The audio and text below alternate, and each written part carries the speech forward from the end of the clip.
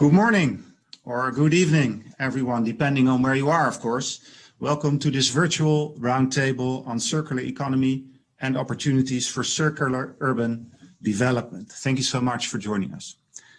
The Netherlands and California are partners on the road to a circular economy, but what do they strive for? And what can you do at home to support a circular economy? We would like to start with an animation by Dutch filmmaker Hidde de Vries in Los Angeles. You, hey you, do you know what you're doing? You are contributing to climate change. Yes, you, just by using your phone, ordering food, and shopping online. How? You buy a product, use it, throw it out, and buy a new one. And because everyone does this, we are polluting the environment and are running out of raw materials for the future at an alarming rate. Want to help? The solution is easy. A circular economy, which is an economy without waste. You can continue to buy the phone you love, but instead of throwing it out, when it breaks, the materials are reused again and again and again. Hence the circular concept.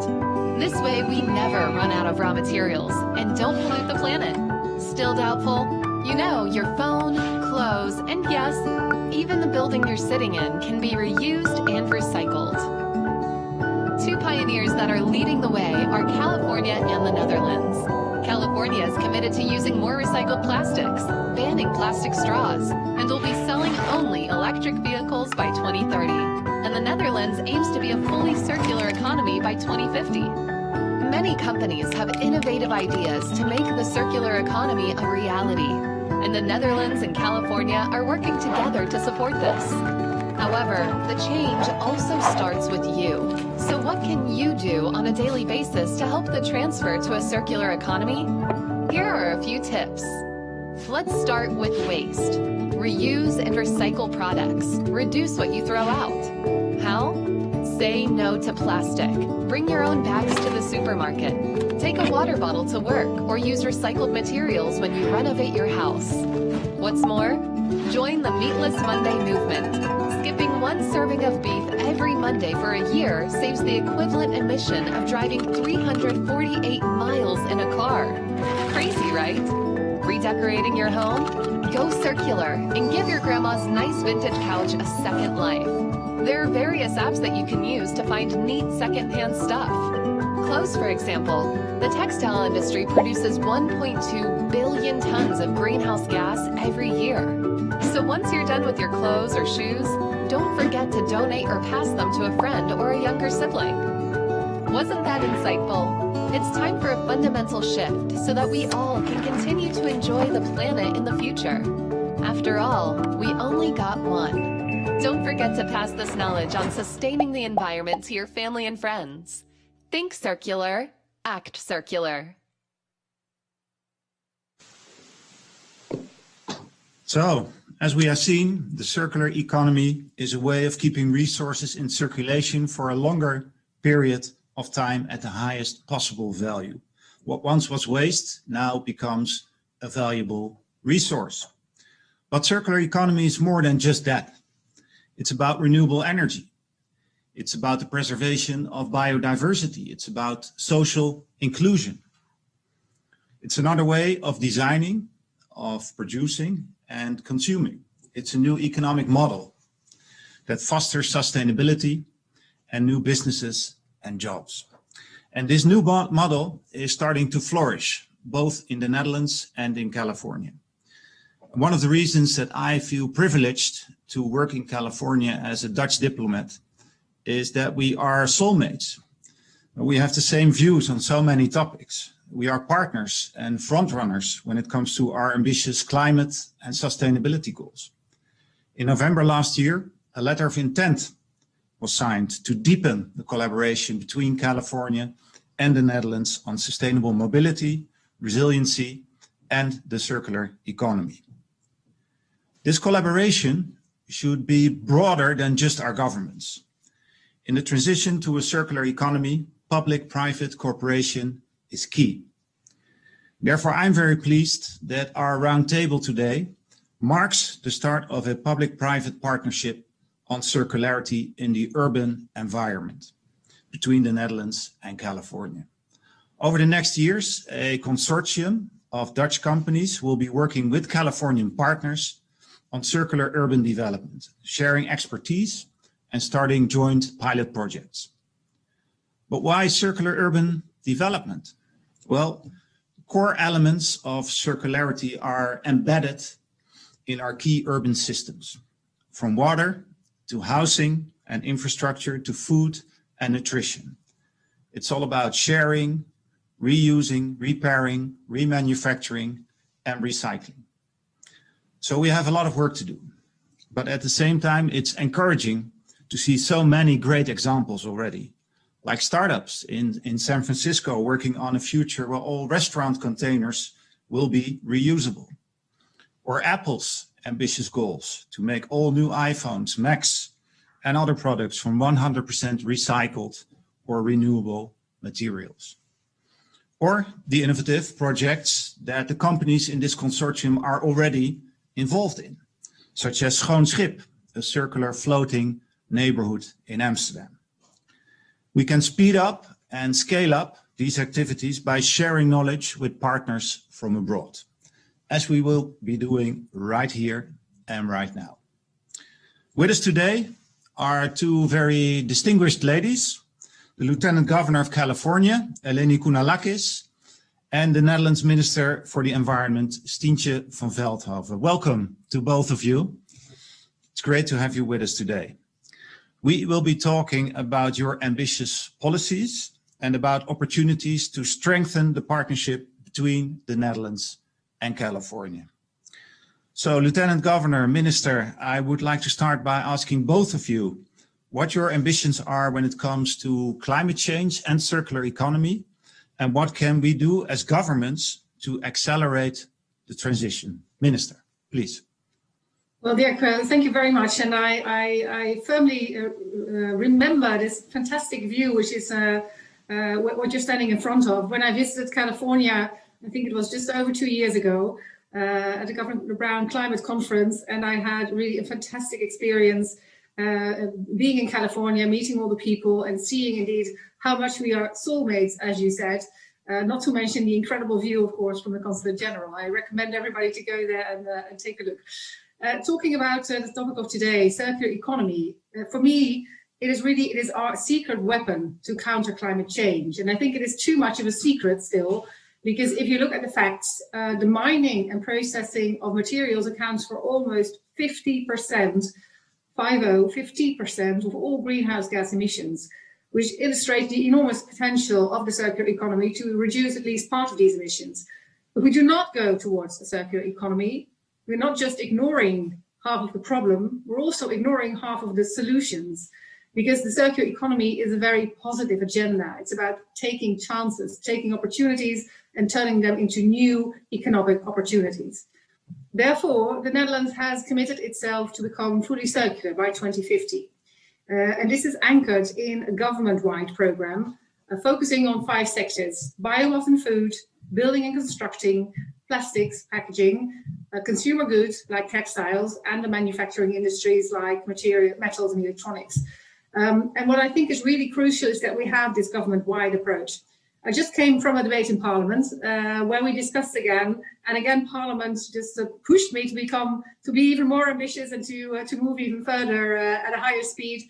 It's always a great pleasure to discuss this with Parliament, and I see we're really working on a lot, like broadening extended producer responsibility, working with governments, providing the incentive and long-term goals to work towards this circular economy. But we need to take this international. The Netherlands will never become a circular economy on its own. That is why I am so happy to work with Lieutenant Governor Eleni Kounalakis on this, and to work in a broader frame too, with the World Circular Economy Forum plus Climate Conference in April 2021. We also hope to anchor this firmly in the international discussions on climate change. Thank you so much, Minister. Fully circular in 2050, that's very ambitious, but it's good to see that there's such broad support also in Parliament for that ambition. Same question for you, Lieutenant Governor. What are your ambitions when it comes to climate change and circular economy, and how can we accelerate the transition as governments? Well, first, let me just thank you, Consul General Jansen and Madam Minister van Veldhoven, for organizing this wonderful event with members of your team and our team in Sacramento. I love that idea that we are soulmates when it comes to tackling climate change. I think it's true. And as you know, California is very, very determined in our efforts to tackle climate change through our policies and through the education that we attempt to give to our people about how incredibly important it is. Of course, with the wildfires last year, our most devastating wildfires in history, it's not hard to impress upon people how important action is. I think what's really important, though, is that our leadership is clear about what exactly it is that we need to do in order to be able to make a difference. So California's most ambitious goals, of course, are related to our emissions and our emission standards. Our 2045 goals to be carbon neutral and have a carbon-free electric grid are very ambitious, and we work very hard every day to advance those goals. And then, of course, there's the area of the circular economy, which we are going to dive into today. And this is another area where we're very advanced. In fact, in the United States, we lead in terms of our recycling programs. About 65% of products are diverted into some level of recycling. And by the way, I want to just recognize that we have two very experienced and knowledgeable staff people who are going to be speaking later, Kara Morgan from Cal Recycle and Emily Desai from GoBiz. But California leads the country already in our efforts around recycling. Landmark bills that have been passed by previous legislatures that have resulted in, as I said, the 65% diversion rate. And I think that it's also important to acknowledge, as that wonderful film at the beginning did, that we're committed to zero emission vehicles. And maybe we can talk a little bit about that as well. But in terms of all of these things, we really, Madam Minister, as you noted, we have to do more. And in our recycling efforts to date, legislation was recently passed and signed by Governor Newsom that by 2022, nearly all beverage containers must have at least 15% post-consumer resin. And by 2030, the goal is 50% of the materials that make up our beverage containers are made with recycled materials. This is important, but again, it's not as aggressive, I think, as many of us are looking to advance our policies. And I think that there is more coming. Single-use plastics are an area of focus. Last year, we almost passed a bill, SB 54, that would have significantly reduced single-use plastics in the state.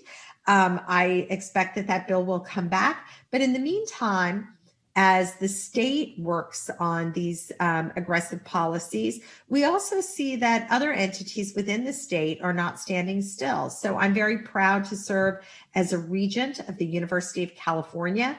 And starting in July of 2021, this July, we will impose a ban on single-use plastics. And starting just in a few weeks in January, a ban will go in place of plastic bottles. This is very significant, not just because we have about 250,000 students enrolled in the UC, not just because they're almost an equal number of employees and educators, but also because we're looking at how do we work with the next generation, because this will be their charge as well. And I think it's very heartening that most of us see young people as being very aware of their consumer practices and very committed to a circular economy and to minimizing their own use of plastics. And then finally, just one word, as I think many know, California leads in the country in terms of our agricultural products. We also have a large consumer-based economy that relies on tourism.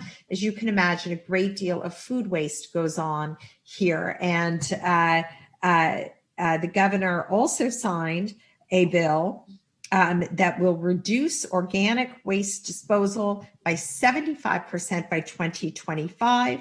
And Cal Recycle, again, you're going to hear from them later, but is regularly issuing grants. So far in the last 2 years, $20 million worth of grants to 68 projects that has resulted in more than 100 million pounds of food being kept out of our landfills. One more final note. I'm working right now with the governor's office on a great program where we are working with farmers to reduce waste, agricultural waste, by getting, it's called the Farm to Families programs, where we are able to get fresh California products when there is oversupply, instead of seeing food waste, something that tears at our soul, to be able to package it and get it to our food banks right now, and so many families that are in need, particularly right now as we grapple with the COVID-19 outfall. So that's a little bit of an overview. And again, it's just terrific to be here with all of you and to participate in this roundtable. Thank you, Lieutenant Governor. Very impressive, the examples you gave. I think talking about food waste, we see the same developments in the Netherlands. There's beer being made from stale bread. There's soap being made from orange peels and much more stuff like that. So fantastic to hear. And good to know that we have very comparable policies and ambitions. So I think the ground for cooperation is certainly fertile. Minister, you have been working on this subject for quite a few years already, both as a member of parliament and, of course, now as a minister. Do you have a best practice from the Netherlands that you would like to share with us? Thank you, Dick. And yes, well, there are many, but I'm also very enthusiastic about all of the examples that I hear about California. I think it only underlines how much we can learn from each other too, and how much also our approaches are aligned, because I hear you talking about exactly the same topics that we are also focusing on. And it's always so helpful to see the examples from other countries. And even though electric or zero emission driving is not the main focus of this roundtable, that is definitely something that I'm working on very much too. And we are jointly working on decarbonizing freight also in the run up to the COP26. So even also on that topic, I think the Netherlands and California know how to work together. Looking towards best practices that I would like to share with you on this occasion is indeed also plastic bottles. I think, I suppose, like in California, in the Netherlands, we are fed up with plastic bottles littering our streets, littering our nature areas. And so we said we really need to start reusing and recycling those materials, those plastics, get those bottles out of the plastic soup. So one of the examples that we are really working on is recycling mechanically discarded plastic bottles into 100% recycled PET bottles for Coca-Cola. So this is a major company that has agreed to go to 100 recycled percent of PET bottles. So I think that is really a major step in this very important industry. Then another example, quite recently signed, is the denim deal. I signed this in October with the denim clothing industry and collection sorting and recycling industry in the Netherlands. And everyone owns a pair of jeans. So this is a huge market. We brought all of those partners together and they're going to work towards the production of 3 million denim trousers with at least 20% post-consumer recycled content within 3 years, investing in new sorting, cutting and cleaning processes. And then in the rest of their production, they'll have at least 5% as a minimum. But we're trying to really redevelop an entire chain, basically, that we need to speed it up. We're also working together with companies like, you will all know them, Starbucks, KFC and McDonald's in Utrecht city centre, to create a reuse living lab, experimenting with different logistical concepts like sharing and washing together, of course, reusable coffee cups. If we see the amount of coffee cups being used in the Netherlands on an average day, it really is worthwhile investing in making those reusable or recyclable. And another example I can mention is, Dirk already mentioned it, the Schoon Schip initiative, which focuses on a sustainable and circular urban development. Urbanization in the Netherlands is going at a high speed, just like in many other parts of the world. And Schoon Schip is the name of a floating neighborhood in Amsterdam, located in a formerly neglected area in the north of the city. And through very close cooperation between the municipality, innovative companies, local inhabitants, and supported by the government, this area was turned into a circular residential and work neighborhood that harmonizes healthy living, resources, and biodiversity, and really goes round the circle, you could say, of circular economy. Central heating being driven by heat pumps, which take heat from the canal that the houses float on, smart electric grids, wastewater is transferred to a processing facility. All buildings have green roof to conserve local biodiversity, etc., etc. So a really complete picture. And I think some of the methods might also be interesting for partners in California too, such as in Los Angeles and surrounding cities, because I think urban challenges like these are many in many parts of the world. So that is definitely an example that I didn't want to miss out today. Thank you. Thank you so much. Very inspiring examples. And the circular jeans might also be something for San Francisco, the city that gave us Levi's jeans. Who knows? Who knows? That's why Lieutenant I thought Governor. this shouldn't be missing. Thank you. Lieutenant Governor, you have been a driving force for this partnership. What do you think that the Netherlands and California might be able to learn from each other? Well, there's so much, but I think it might be helpful just to start with framing how important the trade relationship is between California and the Netherlands. Holland is an important market for California businesses. In fact, of all the states in the United States, we are the second largest exporter to Holland. We exported last year about $6.4 billion in goods. And Holland is very present here in California. You are our 11th largest investor in foreign direct investment. In fact, you employ about 15,000 Californians here and help contribute to our economy. You also have this wonderful program, Holland in the Valley. And I think it's safe to say that this trade relationship punches above its weight. And I'm sure it is based on our shared values and our person-to-person relationships. So I think it's important to acknowledge that. And then secondly, this continues to come up. I think it's a wonderful thing, the commitment to transitioning to zero emission vehicles. Governor Newsom signed just a few weeks ago the executive order mandating that by 2035, we will only sell new cars. Only zero emission vehicles will be sold in California. ZEVs are our single largest export out of the state of California right now. If anyone had said 10 years ago that the largest export internationally from California would be zero emission vehicles, cars, right, the automotive industry, people wouldn't have believed it. And yet here we are. And in fact, the Netherlands has purchased, or people in the Netherlands have purchased $143 million worth of our zero emission vehicles. I can only imagine, Minister van Veldhoven, that as you are moving around your beautiful country, you must see quite a few Teslas. And that makes me so incredibly proud. Not driving a Tesla myself, but I was the first one in government to drive a fully electric car professionally, because I just want to show that it can be done. And it is brilliant. My drivers love it. So I'm trying to spread the word. Isn't it marvelous? And so these are really important symbols of our cooperation and our mutual commitment. I also think that, we, like the rest of the world, is really just fascinated by the OECD run experiment that you are doing in, I don't think I'm saying it right, but Groningen? How do I say it? Yeah, pretty close. Yeah. It's an extraordinary accomplishment. And so we are watching this very closely.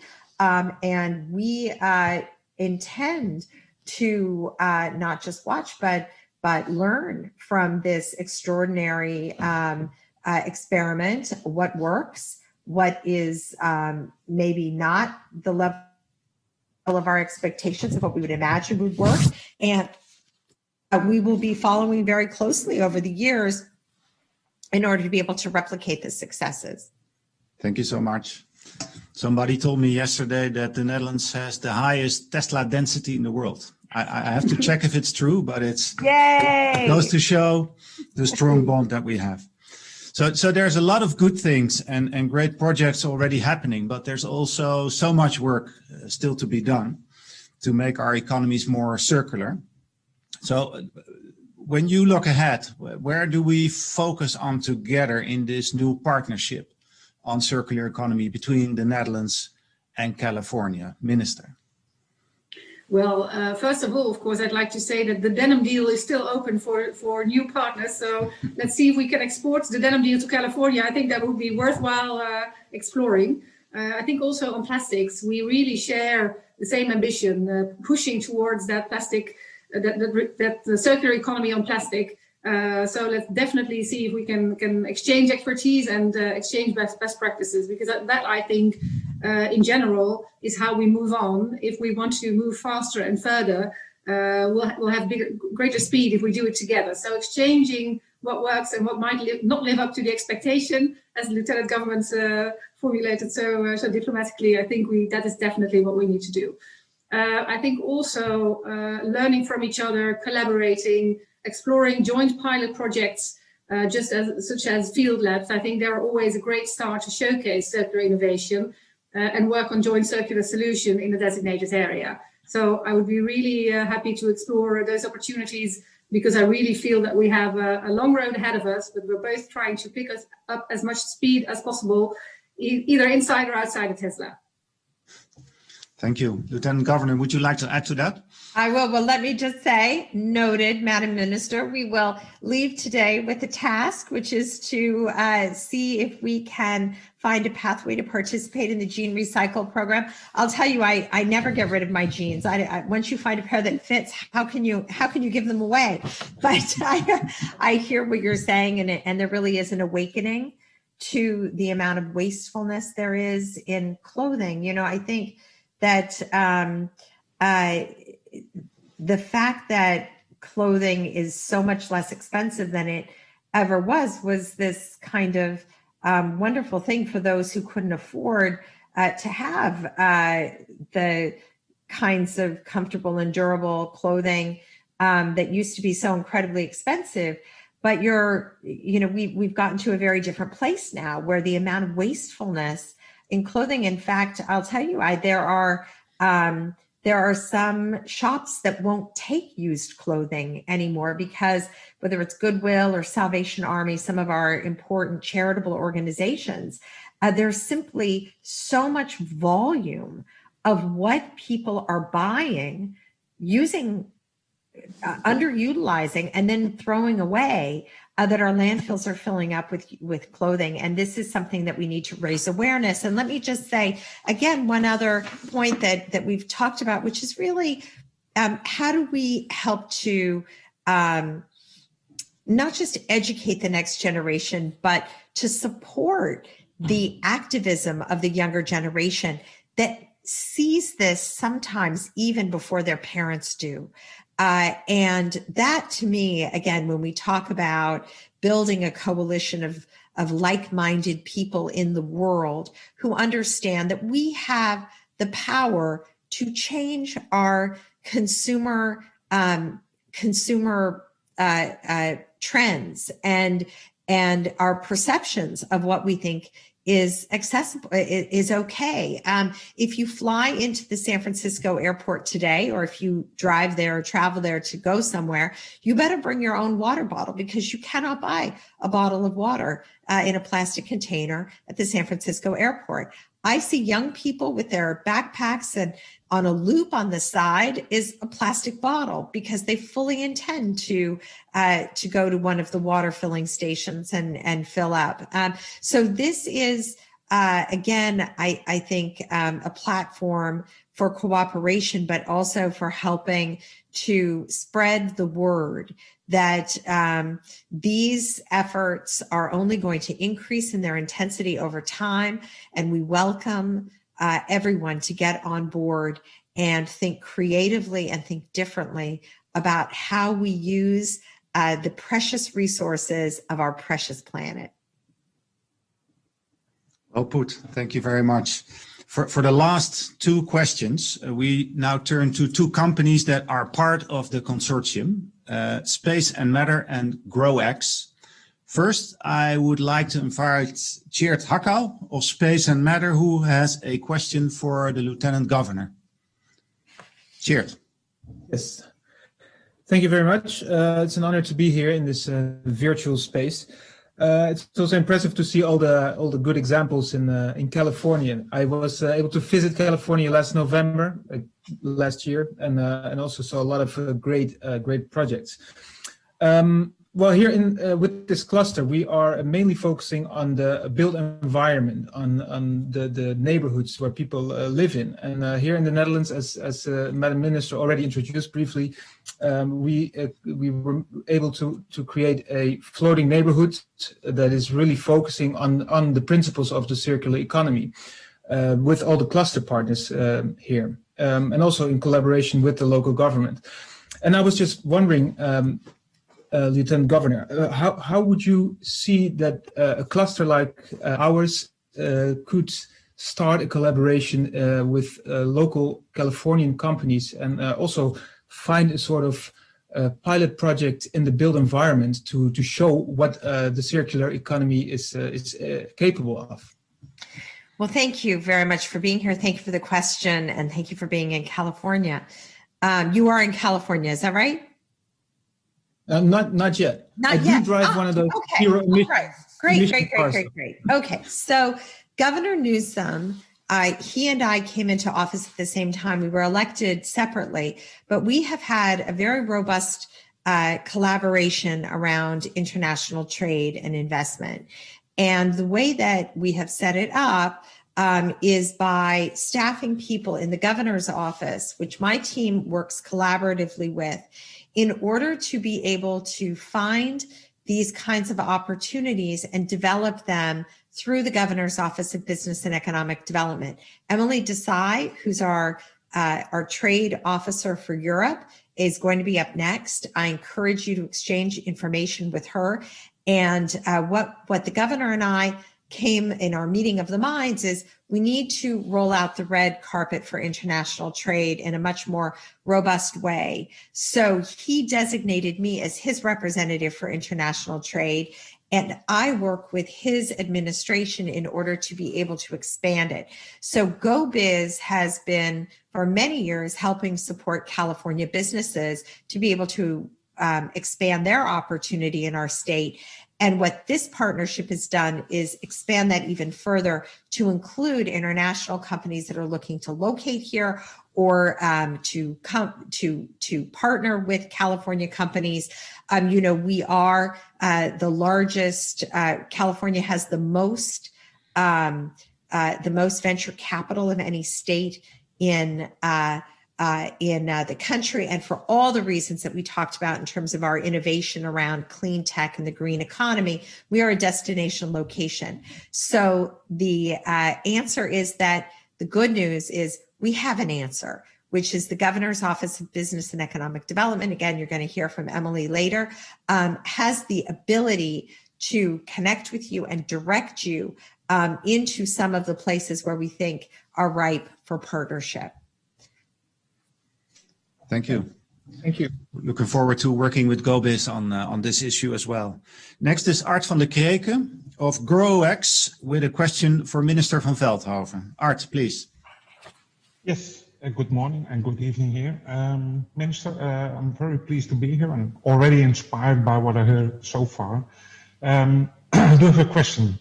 We understand California produces most of the leafy greens vegetables in the US, and as a circular cluster here in Holland, we can develop a concept to integrate vertical farming in a built environment, a vertical farm that can produce leafy vegetables based on sustainable energy, just a little bit of air and CO2, and we can save 98% of the water use compared to conventional agriculture. I think it's a great solution for California with its sustainable goals and challenges on water, of course. What would be your advice, and how could we take the first steps as a cluster, and how can we as GrowX scale this up with our technology in the US? How can the Dutch government help us with that? Minister. Well, yeah, thanks so much. And I think, I would say the case speaks for itself, because saving 98% of water use is going to be a great challenge or a great solution for challenges all around the world in many of the areas that have problems with water. But I'm sure that Lieutenant Governor is going to respond to that part as well. I think it's great to see Dutch innovative companies expanding to California. And we have programs as a Dutch government in place for clusters of companies like the public-private partnership that you are part of. But we also offer support, of course, with the network of embassies and consulates like the Consulate General in San Francisco. And I've known Dirk for a long time, so he'll definitely be able to help you. Exchange of knowledge and best practices is really important in this regard. I think linking this to international developments and climate objectives that the Netherlands supports, such as the SDGs, might also open up pathways for funding and or implementation. And like I said, with 98% of water reduction and the benefits you mentioned on CO2, I think you're right there where the programs are working. I think that in addition, a demonstration project in California could also help showcase this expertise and build a track record.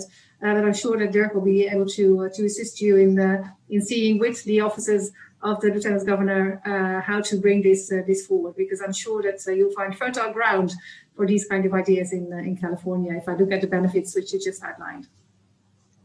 Absolutely, and I can confirm that our consulate stands ready to work with you, work with these fantastic companies. It's a pleasure for us. Thank you, Art. Thank you, Tjeerd, and thank you so much, Lieutenant Governor Kounalakis, Minister van Veldhoven. It has been great talking with you. We have come, unfortunately, to the end of our conversation, but we have also come to the beginning of this new partnership between the Netherlands and California. We cannot cut a ribbon or push a button, but we will have a virtual countdown to mark and celebrate the beginning of our cooperation. So I kindly ask you to count down with me. 5, 4, 3, 2, 1, 0.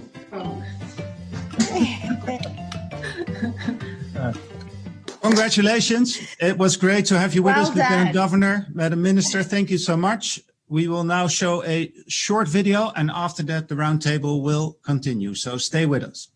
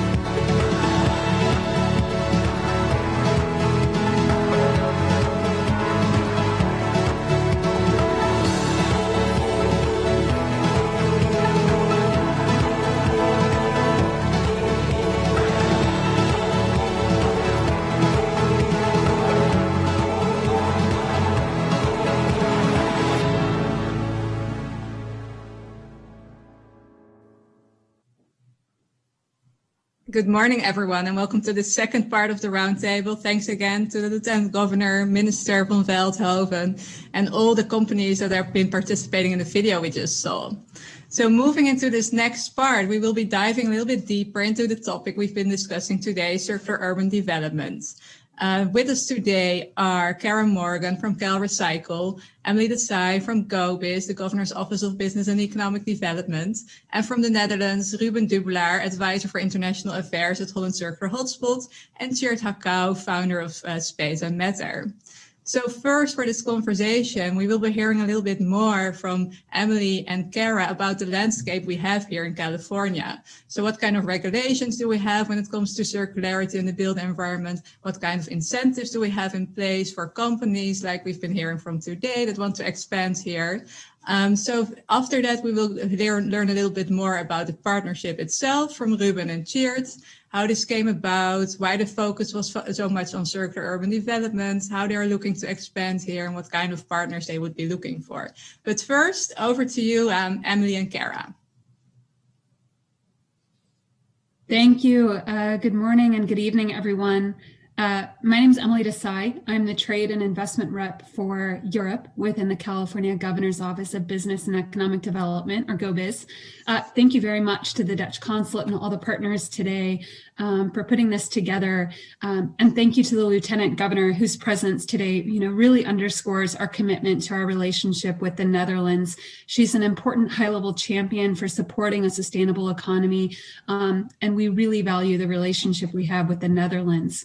I'm very glad to be part of today's event and here to help the companies that are assembled. I'll be glad to share my contact information, of course, to work directly with the businesses. I'm going to tell you briefly about the California economy, our industries of strength, and how we at GoBiz work to advance those industries and prepare the California workforce, and how we work directly with foreign-owned businesses. So, up until mid-March, California was really the rocket fuel powering the American economic resurgence. We had 120 consecutive months of job growth and the highest credit rating in nearly 2 decades. Our economic growth really outpaced the nation's, and California grew to become the world's 5th largest economy. A large part of our economic strength is, of course, our diversity. The size of our economy means that we don't rely on any one industry. And though people think of California as a tech economy, in reality, that's just part of the story. So when the California issued the first stay-at-home order on March 19th to mitigate the spread of COVID-19, it really did so from a position of economic strength. We started the year with record low unemployment and a $5.6 billion budget surplus. So as a result of those years of growth, the state had really built reserves and paid off debt, and that enabled California to be in a far stronger fiscal position than before. And a theme that really hasn't changed no matter the circumstances, and of course what we're all dealing with now, is that, when faced with a challenge, California really leans forward.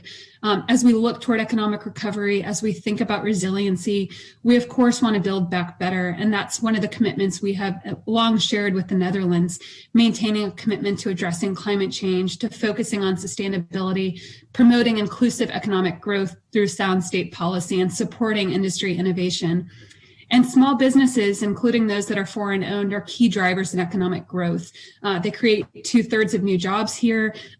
California is home to 4.1 million small businesses. So those are a critical part of our workforce, a critical part of our economic recovery. So we at GoBiz understand, that starting a business, supporting a business, particularly doing so overseas, is a complex process. We've put together a checklist to help businesses navigate the first steps to starting a business here in California. That checklist includes information on everything from how to register your business with the California Secretary of State, where and how to open a U.S. bank account. It also includes everything you need in terms of the services that we provide. That includes permitting support. We can help your company navigate the permitting requirements specific to your business, determined by your industry and by your location here in California. We offer free and confidential site selection services. That means that you tell us the unique requirements for your business, and we'll help you find the right location here for those business needs in California. We can walk you through the incentives that your business might be eligible for, including tax credits, workforce training dollars, utility incentives, and more. A number of our state incentives are really geared toward advanced manufacturing, promoting clean tech, and amplifying industry research and development, much of the strengths that the companies assembled here today bring. Dutch businesses can learn more about the incentives in our guide, which I'll be happy to share with my consulate partners, but I wanted to quickly point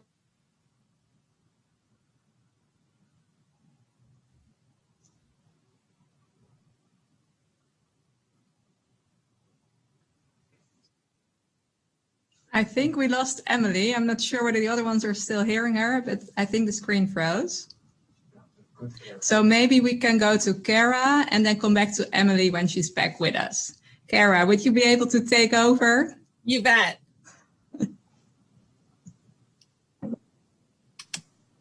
Thank you so much for having me today. We have to take bold action now to fight climate change. Creating a circular economy is key to this fight. First, I'd like to share some thoughts on legislative drivers in California that are helping to build a circular economy in the space of managing our waste stream. Senate Bill 1383 passed in 2016 as part of California's larger strategy to combat climate change. This law was designed to reduce the global warming superpollutants like methane, which are up to 84 times more potent than carbon dioxide. To reduce methane now, we have to move away from landfilling organic waste in California, like food, paper, and yard waste, and put it back to a higher and better use. In California, landfills are the third largest producer of methane into our environment. Recycling organic waste and recovering edible food is a fast track to combating climate change. There are so many benefits if we can successfully implement California's superpollutant reduction strategy. These include environmental benefits, such as fighting the devastating impacts of climate change that we're experiencing in California with wildfires and sea level rise. We can improve our air quality, and we can reduce our landfilling of waste. We have the opportunity of providing millions of meals to Californians by recovering edible food and creating thousands of green jobs. 1383 will create a circular economy for organics, as it will create stronger collection systems of guaranteed clean streams of organic waste and require local governments to procure these materials. We will be able to create new collection systems for recovering edible food and expand our food recovery network. If China's national sword restrictions taught us anything, it is that we must build and expand recycling manufacturing in California. This will build our resilience to climate change and move us away from being dependent on foreign markets for our recyclables. By doing this, we can benefit our disadvantaged communities by building new state-of-the-art facilities that reduce greenhouse gas emissions and create jobs in those local communities. By building this infrastructure and fostering innovation, we can increase the use of locally collected recyclables. We can turn our waste stream into a resource that drives job creation. Our governor recently signed another important piece of legislation that will help to drive expansion of in-state recycling manufacturing. This law sets the country's highest standards for post-consumer recycled content in plastic beverage containers. And because of the market pull to require increased recycled content, there will be a financial impetus for recycling manufacturers to expand or site in California. And we hope some of those are Dutch companies. Second, we have a number of programs at the state to help increase recycling manufacturing infrastructure. CalRecycle has grants and loan programs that provide public funding combined with private financing that can fuel expansion of our recycling manufacturing infrastructure. Our low-interest loan programs have funded 195 loans to date for 133 businesses, totaling over $160 million. In addition, these businesses have contributed over $80 million in matching funds.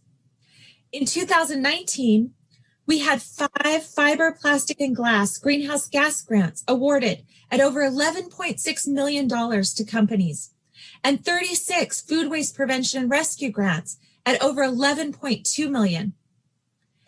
And just this year, we have implemented a new reuse grant. Projects are focused on reusing cups and serviceware from businesses, reusing wood from deconstruction, and using reusable transport containers. So much innovation can happen in the reuse space. There are a number of other incentive programs that the state provides, and Emily will cover a few more of those.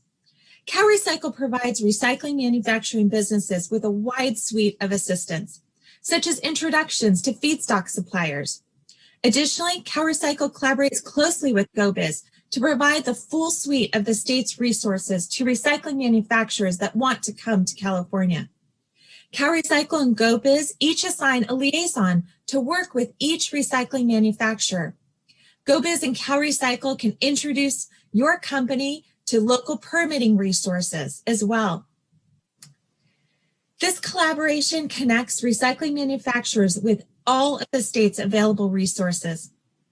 We look forward to supporting Dutch companies that want to invest and help build the 21st century circular economy in California. Thanks so much, and I'll turn it over to Emily.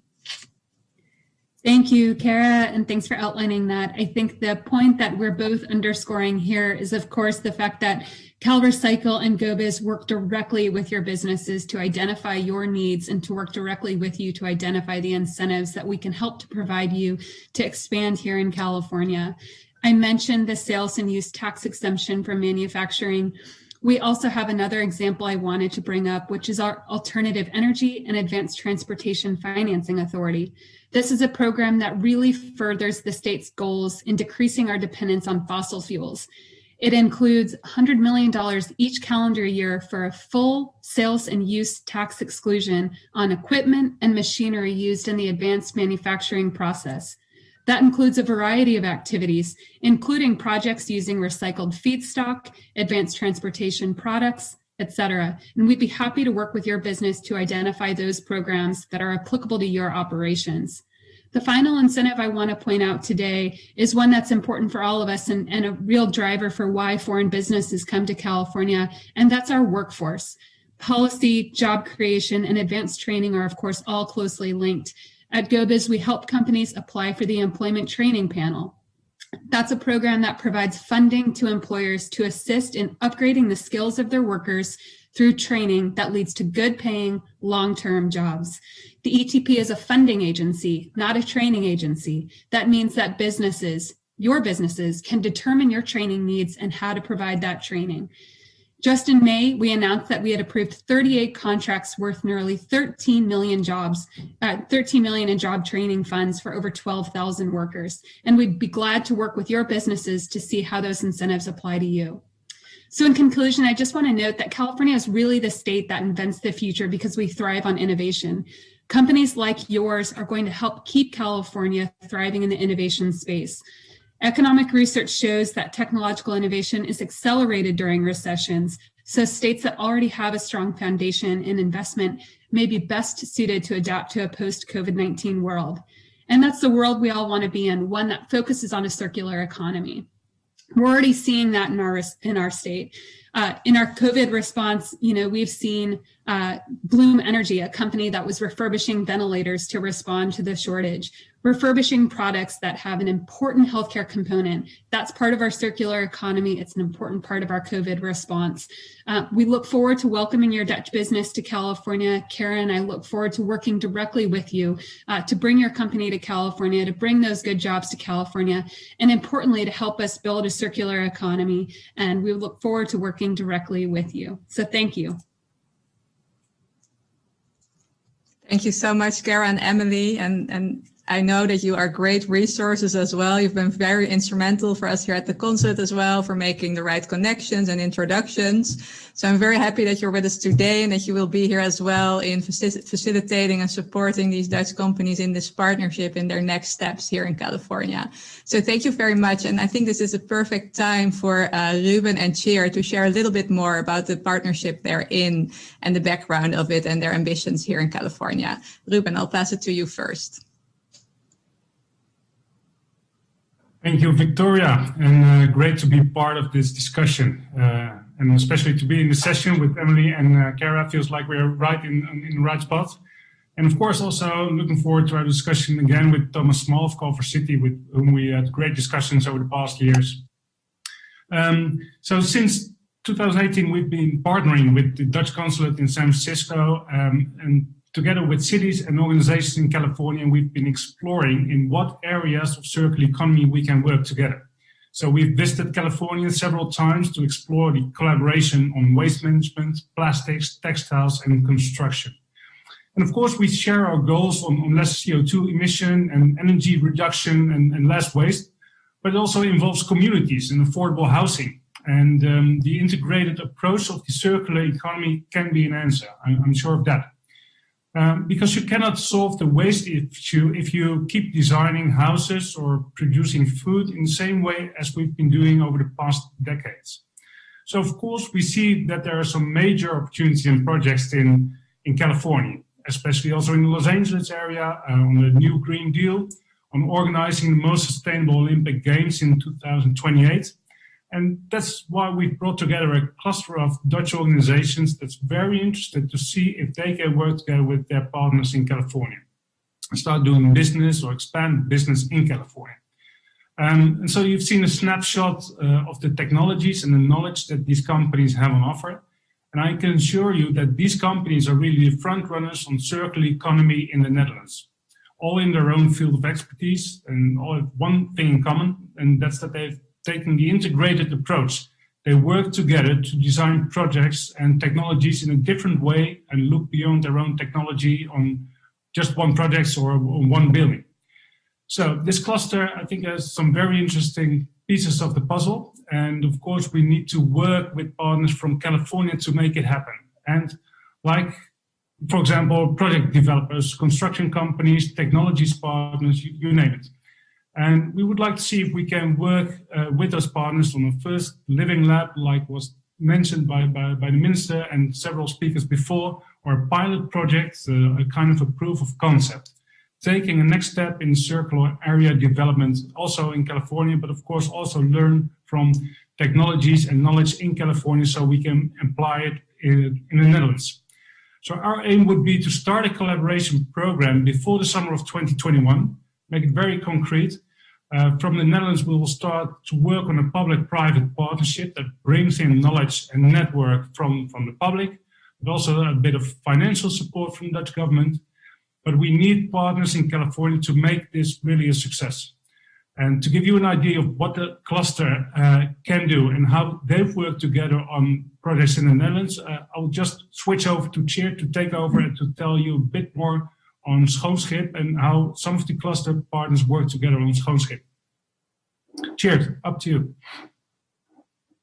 Thank you, Ruben. I hope that the studio can turn on the presentation that I prepared. It will be quite a lot briefer than I planned. Not sure if it can start. So this is great. So thank you. I will say next a lot to go to the next slide. This is the Buikse de Ham area, and right in the middle you see like a water body. Please go to the next slide. And in this water body, we created this floating neighborhood Schoonschip. Next slide. It was launched as a community-led development. So there were actually people who wanted to live there. They started the whole project, and we helped them developing and designing this floating eco village. Next slide. What these people share more than just the boardwalk is a lot of sustainability features. So they share 500 solar panels. They have all solar batteries in these floating boats. They have heat pumps that take heat and energy out of the water, out of the canal they sit in to heat and cool down their houses, and many more technologies. Please to the next. So this is a little movie of last year. When all the 46 houses on 30 floating pontoons were floating in. And here you actually see the power of building on water, and you can actually float in the whole neighborhood overnight. Please, next slide. So each house has a lot of has its own technologies, like recirculation showers, like minimizing your water usage. They have green roofs. They have material passports in which all the materials used are documented online, and a lot of the houses are built out of bio-based materials like straw bale, like wood, and even hempcrete, which is kind of natural material too. Please to the next. And all these houses are then connected together by what we like to call a smart jetty, which houses all the infrastructure needed. Next slide. So one of the main features is the vacuum tubes that lead the toilet waste to the floating biorefinery. You see here on the left, floating in. And this biorefinery turns toilet waste into energy, heat, and fertilizer for farmers in the area. So the houses are also heated up by this biorefinery. Please, next. And then, as I told you, the houses share a smart grid. They have batteries that store the solar power, and the households can exchange this energy on the smart grid. They share a dashboard you see on the left, built by Spectral Utilities, in which they can monitor and track how much energy they use and how much they sell to their neighbors. Next slide. And to get out of the neighborhood, they share a smart mobility hub with 16 electronic vehicles, not just cars, also bikes and cargo bikes, since we're in the Netherlands. Please, next slide. So this is how it looks now. It's a very tranquil and nice place to live, very green, very conscious. Next slide. And it serves as a pilot project, as an example project of what could be done with the principles in the circular economy. Next slide. And so it serves not just as a sample case for a lot of people that does visit, but it also is as an example and an inspiration for all the developments in the area of the Buiksloterham. So in the coming 5 to 10 years, there will be 8,000 houses built in this area, and all these houses will connect to the features and the technologies that were created in Schoon Schip. So together with all the partners in the cluster that also worked on this project, we are trying to create a neighborhood that is completely circular and working like an ecosystem. So what we are looking for in California is something that we can kind of make a showcase project of what circular economy can mean and what we can do with the integrated design and development approach.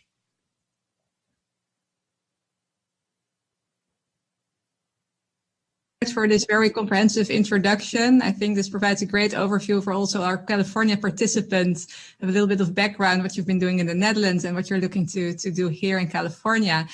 Before we go into the discussion, I would now like to invite Councilmember Small to join our conversation.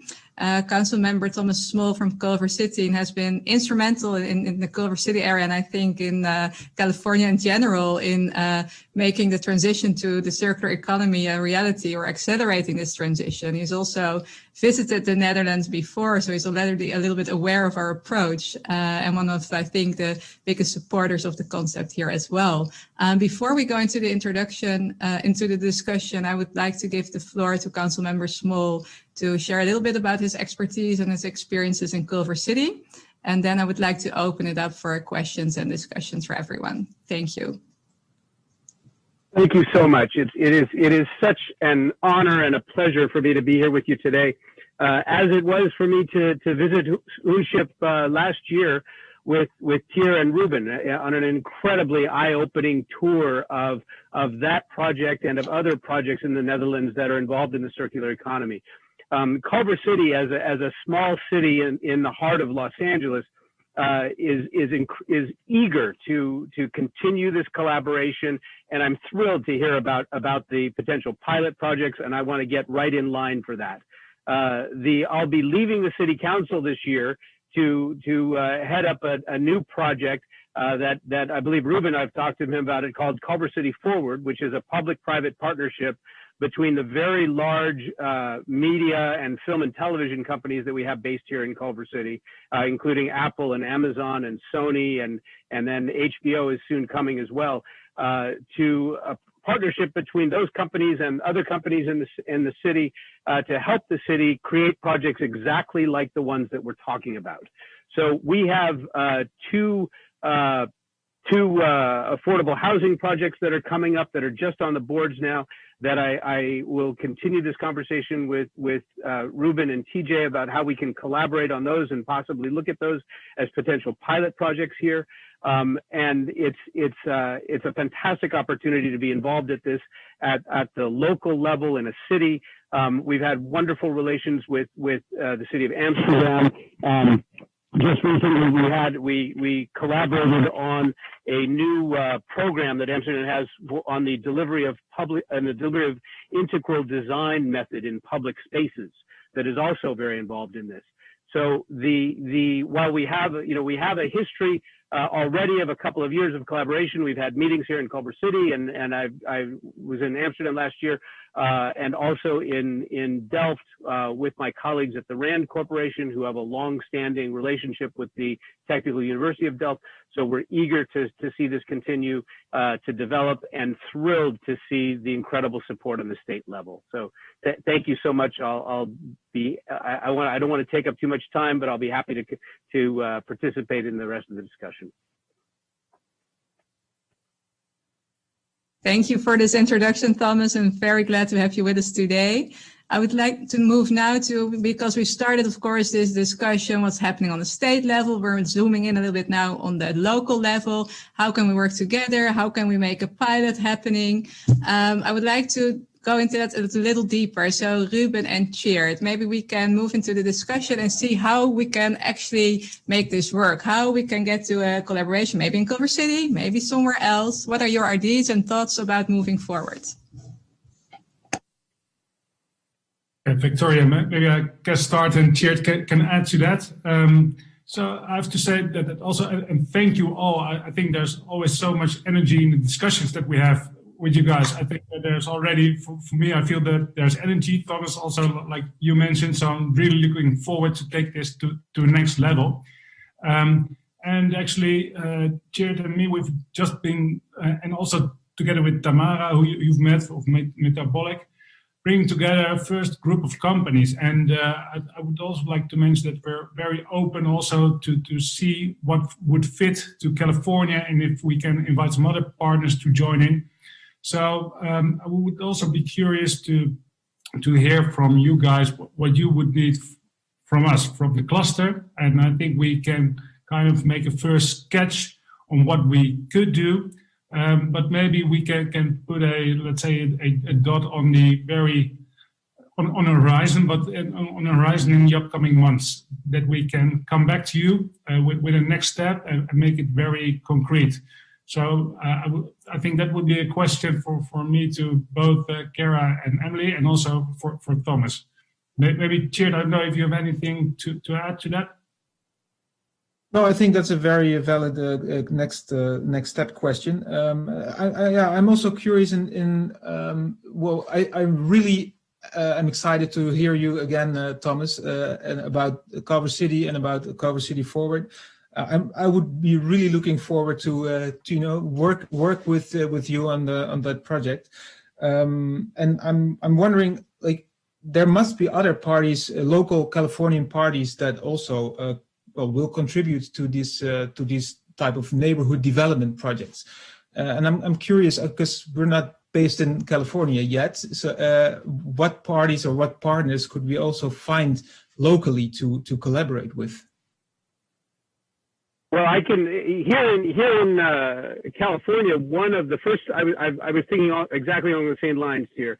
But one of the first groups that I want to reach out to is the U.S. Green Building Council, which has been very involved in sustainable building practices and sustainable building projects, for decades now, and is kind of the largest group, but in the United States, focused on those issues.